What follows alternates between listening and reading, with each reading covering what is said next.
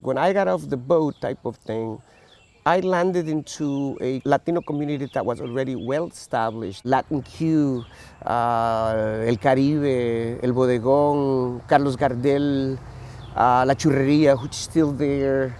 There was a Latino radio station. Ontario Theater had movies every Sundays. And I would go, my parents would take me to see Cantinflas.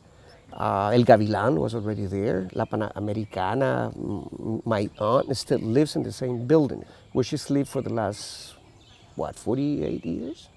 That's how I felt then. Latin American Youth Center was kind of on Ontario and Colombia.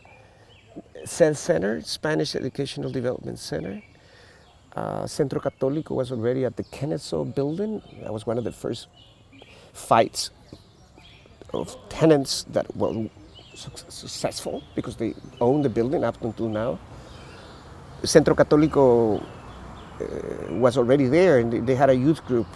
LAYC then in 75, moved to 15th Street.